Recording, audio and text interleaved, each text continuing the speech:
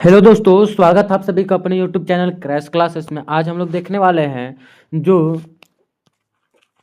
Class 10th का, ठीक है, जो एनुअल सेकेंडरी एग्जामिनेशन 2022 में जो एग्ज़ाम पूछे गए थे हिंदी विषय का, उससे आज हम लोग देखने वाले हैं, ठीक है। यानी कि पीवाईक्यू ओरिजिनल पेपर का करने वाले हैं, जो 2022 में दो टर्म में एग्ज़ाम हुआ था, ठीक है। पहला टर्म था जिसमें से ऑब्जेक्टिव 40 ऑब्जेक्टिव यानी कि एमसीक्यू प्रश्न थे, और दूसरा पाली में आप लोगों का सब्जेक्टिव प्रश्न थे, ठीक है। इसलिए मैं टर्म 2 लेकर आ गया हूँ। टर्म 1 बना हुआ है, आप लोग वहाँ जाकर देख सकते हैं, ठीक है। चलिए स्टार्ट करते हैं। प्रश्न पे क्या बोल रहा है। यदि आप लोग इससे पहले वाले साल का वीडियो नहीं देखे हैं 2016-17 का, तो उसका भी वीडियो बना हुआ है, प्लेलिस्ट में डाला हुआ है, ठीक है। आप लोग वहाँ जाके सीक्वेंस में पढ़ाई कर सकते हैं। हम यहाँ देखने वाले हैं सब्जेक्टिव खाली, जिसमें से प्रश्न क्या पूछा था और क्या पूछने के चांस से वे यहाँ पे अधिक हो जाते हैं, ठीक है। पहला है गद्यांश, ठीक है। गद्यांश को पढ़ना है और उसके बाद आंसर देना है। गद्यांश पढ़ते हैं हम लोग। क्या है, आत्मनिर्भरता का अर्थ है अपने ऊपर विश्वास रखना, ठीक है, अपने ऊपर विश्वास रखना। जो व्यक्ति दूसरों के भरोसे रहता है वह आगे नहीं बढ़ पाता। आत्मनिर्भर व्यक्ति कठिन परिस्थितियों में भी साहस नहीं खोता। आत्मनिर्भरता से मनुष्य में आत्मसम्मान और स्वाभिमान का विकास होता है। स्वावलंबी व्यक्ति समाज और देश के विकास में योगदान देते हैं। इसलिए प्रत्येक व्यक्ति को आत्मनिर्भर बनने का प्रयास करना चाहिए, ठीक है। यहाँ बोल रखा है कि आत्मनिर्भरता का क्या अर्थ है। तो हम ऊपर में गद्यांश में क्या पढ़े थे। आत्मनिर्भरता का अर्थ अपने कार्य को स्वयं करना और दूसरों पर निर्भर ना रहना, ठीक है। ये तो आत्मनिर्भरता कहलाता है। आगे बढ़ते हैं। प्रश्न संख्या 2 में क्या बोल रखा है कि स्वावलंबन से आप क्या समझते हैं। स्वावलंबन से आप क्या समझते हैं, तो इसका आंसर क्या हो जाएगा। ऊपर पढ़े थे कि स्वावलंबन का अर्थ अपनी आवश्यकताओं की पूर्ति अपने बल पर करना, ठीक है। यानी कि जितना अपनी आवश्यकता है उसे पूरा करने के लिए अपना बल का उपयोग करना है, ठीक है। आगे देखेंगे। प्रश्न संख्या 3 क्या है, गद्यांश का उपयुक्त शीर्षक लिखिए। जो गद्यांश का शीर्षक क्या हो जाएगा, आत्मनिर्भरता का महत्व, ठीक है। आगे देखेंगे। ख नंबर क्या है कि खंड ख व्याकरण। रिक्त स्थान की पूर्ति करें, यानी कि जो डार्क दिख रहा है वहाँ खाली जगह है, ठीक है। तो वहाँ पूर्ति कैसे करेंगे हम, तो यहाँ भरा हुआ है तो उसी को मिलाएंगे, ठीक है। हमारी संस्कृति बहुत पुरानी, ठीक है। तो हमारी डैश बहुत पुरानी है, तो संस्कृति क्या है, डैश सब बोलते हैं, तो अनुशासन सब बोलता है। आगे देखेंगे। अव्यय की परिभाषा लिखिए, यानी कि अव्यय की परिभाषा क्या हो जाएगा। तो अवयव की परिभाषा वे शब्द होते हैं जिनके रूप, लिंग, वचन और कारक के अनुसार नहीं बदलते हैं, ठीक है। तो वे हो जाएंगे अवयव परिभाषा, ठीक है। अवयव परिभाषा क्या हो जाएंगे, वे शब्द होते हैं जिनके रूप, लिंग, वचन और कारक के अनुसार नहीं बदलते हैं। 5 नंबर देखेंगे। प्रश्न संख्या क्या बोल रखा है कि माता पिता का समान विषय पर 4 पंक्ति लिखिए। तो माता पिता के समान पर आप लोग 4 लाइन नहीं लिख सकते हैं, तो अवश्य लिख सकते हैं। तो मैं लिखा हूँ यहाँ, माता पिता हमारे जीवन के निर्माता है, ठीक है, जो हमें जीवन दिए हैं। वे हमें सही और गलत का ज्ञान देते हैं, ठीक है। माता पिता का सम्मान करना हमारा कर्तव्य है। उनका आशीर्वाद जीवन में सफलता दिलाता है, ठीक है। आगे देखेंगे। क्या है कि बहुब्रीही समाज का उदाहरण दीजिए। बहुब्रीही समाज कौन कौन सा हो जाएगा, तो बहुब्रीही का उदाहरण क्या हो जाएगा, नीलकंठ, यानी कि जिसका कंठ है नीला। नयन कमल, जिसका नयन है कमल के समान, ठीक है। इस प्रकार से आप लोगों के लिए हो जाएगा। 6 नंबर प्रश्न बोल रखा कि उपामात्री कविता में व्यक्ति दुख के कारण लिखिए। तो इस कविता में इसका क्या दुख था उसे प्रकट करना है। तो क्या हो जाएगा, कविता में उषा मात्री का दुख गरीब, संघर्ष और जीवन की कठिनाइयों के कारण प्रकट हुआ है, ठीक है। आगे देखें। क्या है, मृदुला मिश्र द्वारा लिखी कविता में प्रयुक्त शब्द का अर्थ लिखिए। तो ये कविता लिखे थे, तो इसमें से जो प्रत्येक प्रयुक्त शब्द का क्या अर्थ हो जाएगा, तो ये हो जाएगा आपका ममता। ममता का होता है स्नेह, प्यार। ठीक है। दूसरा लिखा लिखा गया है स्मृति यानी कि याद। तीसरा है करुण यानी कि दुखद। और चौथा है नीर यानी कि आंसू। आगे देखेंगे क्या है, आपके विचार से माँ ने ऐसा क्यों किया कि जिससे वह माँ कहलाने योग्य नहीं बनी। तो इसका आंसर क्या हो जाएगा, तो माँ ने अपने त्याग, प्रेम, कर्तव्य निष्ठा और निस्वार्थ सेवा से संतान का पालन पोषण किया।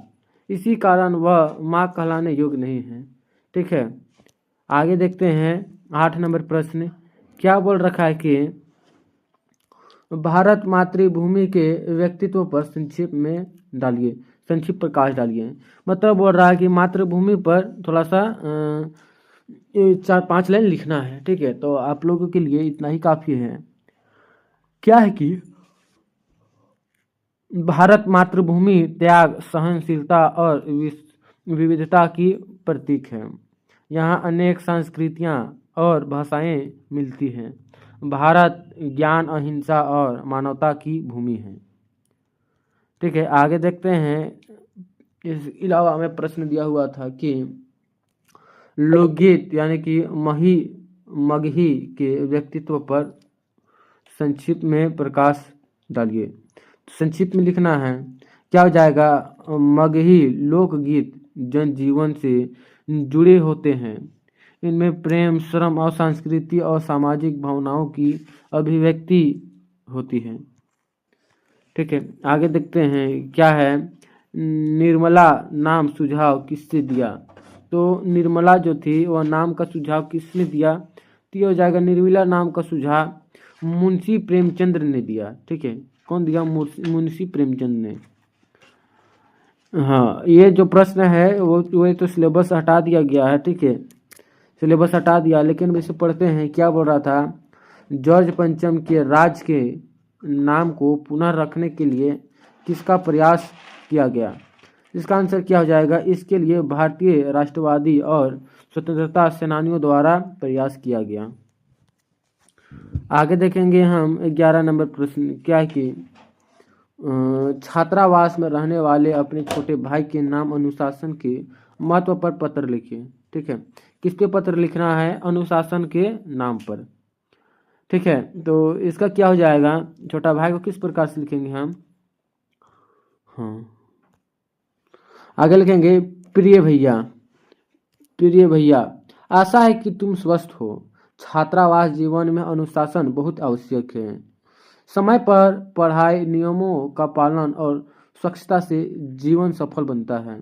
अनुशासन से व्यक्ति लक्ष्य प्राप्त करता है। तुम्हारा भैया। ठीक है, एक और प्रश्न इस पे बनता है।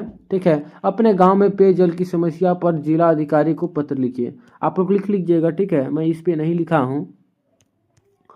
आगे देखेंगे, मेरा भारत महान। ठीक है, मेरा भारत महान, इस पे कुछ लाइन मैंने लिखा है। क्या लिखा है कि भारत विविधताओं का देश है। यहाँ अनेक धर्म, भाषा, जातियाँ और संस्कृति मिलकर एक सुंदर राष्ट्र का निर्माण करती है। भारत का सभ्यता प्राचीन और गौरवशाली रही है। यहाँ वेद, उपनिषद, रामायण और महाभारत जैसे महान ग्रंथों की रचना की गई है। भारत ने संसार का अहिंसा, सत्य और भाईचारे का संदेश दिया है। प्राकृतिक संसाधनों से भरपूर भारत कृषि प्रधान देश है। आज भारत विज्ञान, शिक्षा और तकनीक के क्षेत्र में निरंतर प्रगति कर रहा है। एकता में विविधता भारत की सबसे बड़ी पहचान है, कारण भारत का वास्तव में महान है। ठीक है, इसके अलावा क्या दिया था दिवाली उत्सव। दिवाली उत्सव के बारे में 10-15 लाइन लिखने बोल दिया था। ठीक है, तो यहाँ से आप लोग लिख लीजिए। क्या है, दिवाली भारत का प्रमुख और पवित्र त्यौहार है। इसे दीपक का पर्व कहा जाता है। यह पर्व अंधकार पर प्रकाश और बुराइयों पर अच्छाई की विजय का प्रतीक है। दिवाली के दिन लोग अपने घरों की साफ सफाई करते हैं और दीपक जलाते हैं। भगवान राम के अयोध्या लौटने की खुशी में यह त्यौहार मनाया जाता है। लोग नए वस्त्र पहनते हैं, मिठाइयाँ बांटते हैं और लक्ष्मी पूजा करते हैं। ठीक है। दिवाली हमें स्वच्छता,